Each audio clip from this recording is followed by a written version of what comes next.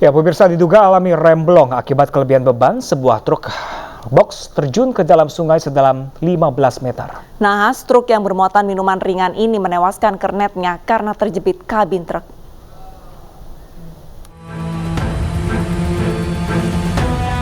Truk box bermuatan minuman ringan ini terbalik di dasar Sungai Munggur, tepatnya di Jalan Raya Suruh Karanggede, Desa Bonomerto, Kabupaten Semarang, Jawa Tengah. Truk bernomor polisi H8867CA ini terjun ke dalam sungai sedalam 15 meter. Diduga saat melewati jalan menurun panjang, sang sopir gagal menurunkan kecepatannya.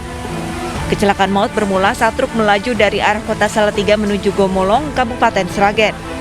Nah, saat melewati tikungan tajam, truk justru lepas kendali dan akhirnya menabrak jembatan lalu jatuh ke dalam sungai. Tidak bisa injak atos. Nah, terus dibanting ke jembatan karena sini ada mobil banyak.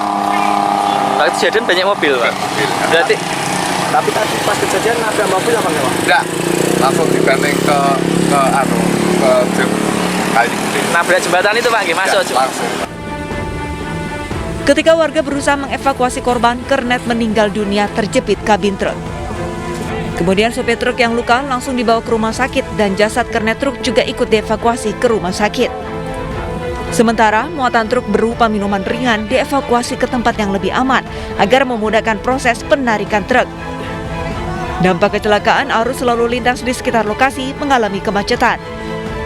Dari Kabupaten Semarang, Jawa Tengah, Lurisa Lulu, Ainis melaporkan.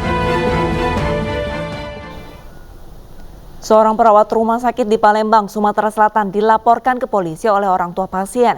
Pasalnya, perawat tersebut dinilai ceroboh karena memotong jari seorang bayi saat mengganti infus.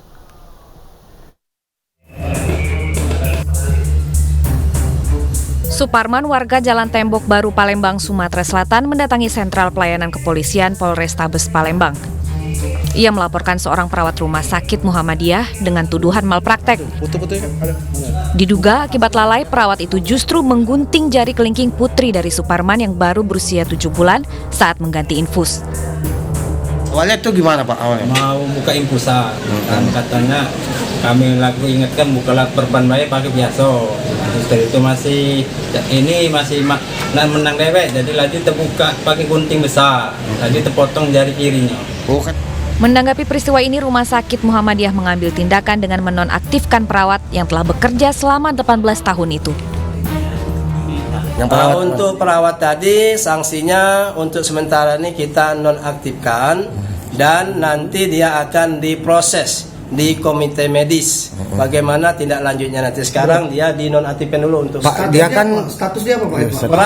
Perawat tetap. Saat ini korban bayi berinisial AA telah dirawat intensif untuk pemulihan setelah proses penyambungan jari. Dari Palembang, Sumatera Selatan, Guntur, iNews melaporkan. Pemirsa, warga desa Ungasan, Badung, Bali dikagetkan dengan seorang WNA yang tertidur pulas di lahan kosong yang digunakan sebagai kandang sapi. Bule asal Rusia ini pun diduga mabuk berat.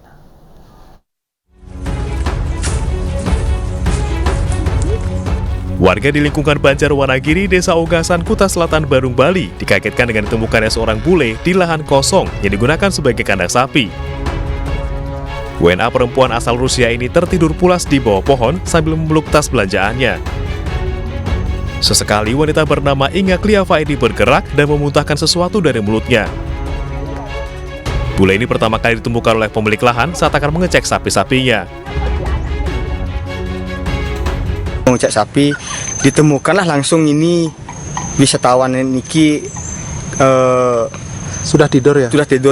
Sudah ditemukan kayak begini, seperti kondisi sekarang ini. Sudah sempat dibangunin, dia sempat bangun, jalan, habis itu kencing di sana, lagi balik sih tidur.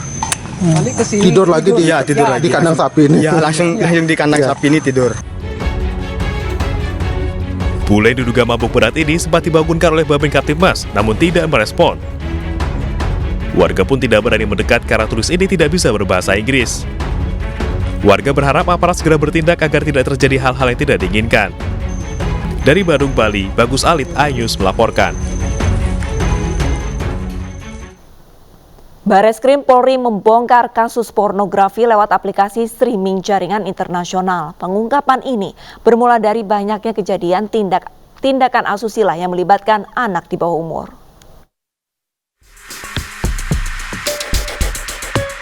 Direktorat Tindak Pidana Umum Bareskrim Polri membongkar kasus aplikasi pornografi dan judi online jaringan internasional bernilai miliaran rupiah.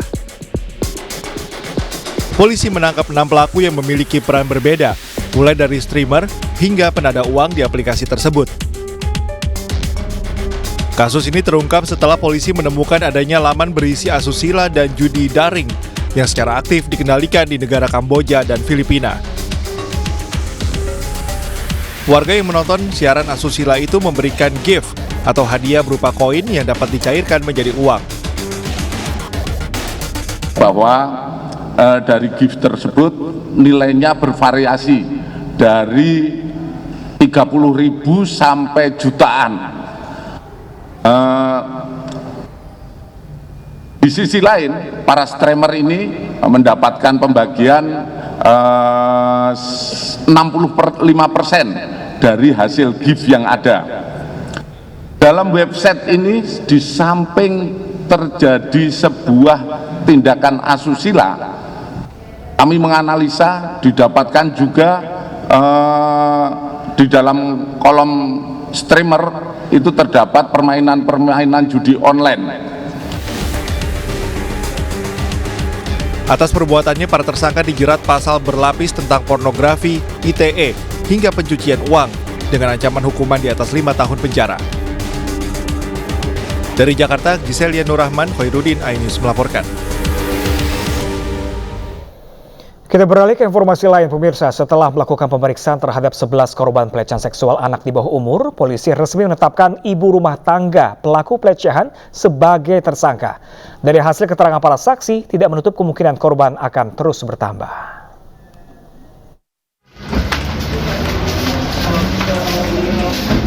Ibu rumah tangga berinisial YN ini digelandang ke ruang pemeriksaan Perlindungan Perempuan dan Anak Ditkrimum Polda Jambi. Setelah menjalani pemeriksaan, polisi menetapkan ibu beranak satu tersebut sebagai tersangka kasus pelecehan seksual terhadap 11 orang anak di bawah umur, yang 2 diantaranya merupakan perempuan. Dari hasil pemeriksaan polisi, tersangka diketahui mengajak korban masuk ke dalam kamarnya untuk menonton film porno saat suaminya tidak ada di rumah. Kami sudah melakukan penahanan terhadap tersangka berdasarkan hasil pemeriksaan saksi dan juga koordinasi dengan UPTD PPA Provinsi Jambi. Hasil observasi mereka akan gelar untuk penangkapan dan penahanannya. Kalau untuk jumlah korban sendiri sejauh ini udah berapa banyak, Pak Dir? Sampai dengan saat ini masih 11 orang. Namun pasti akan berkembang dikarenakan kita sudah mendapatkan informasi dari beberapa orang tua korban yang menyatakan bahwa ada beberapa korban lain. Sebelumnya 11 anak di bawah umur yang diantaranya 9 laki-laki dan 2 perempuan di Kelurahan Rawasari, Kota Jambi diduga menjadi korban pelecehan yang dilakukan oleh YN, seorang wanita muda yang juga berprofesi sebagai biduan organ tunggal. Pada polisi, para korban mengaku dipaksa untuk melayani nafsu pemilik rental PlayStation ini dengan iming-iming bisa bermain PlayStation gratis. Wanita 25 tahun ini juga memaksa para korbannya untuk melihat aktivitas seksual tersangka bersama suaminya. Yang nyuruh perempuan anak saya ditarik ke kamar. Iming-imingnya apa? Ada diiming-imingkan atau apa? Kalau iming-iming saya kurang tahu Pak, yang pastinya dia anak saya itu disuruh untuk beli MPF. Iya, satu ditarik ke kamar. Kamarnya dikunci sama. Kejahatan YN terungkap setelah tersangka membuat laporan ke polisi dan mengaku telah diperkosa oleh para korbannya. Namun setelah polisi melakukan penyelidikan, fakta yang terjadi justru bertolak belakang dengan laporan YN. Biduan muda ini dijerat Undang-Undang Perlindungan Anak dengan ancaman hukuman di atas 5 tahun penjara. Dari Kota Jambi, Adrianus Susandra, iNews melaporkan. Ya, pemirsa, kirap dalam rangka perayaan Cap Gomeh digelar di Kelenteng Pacukung di kawasan Glodok, Jakarta Barat. Informasi selengkapnya akan kami hadirkan usai jeda, pemirsa, tetaplah di iNews Siang.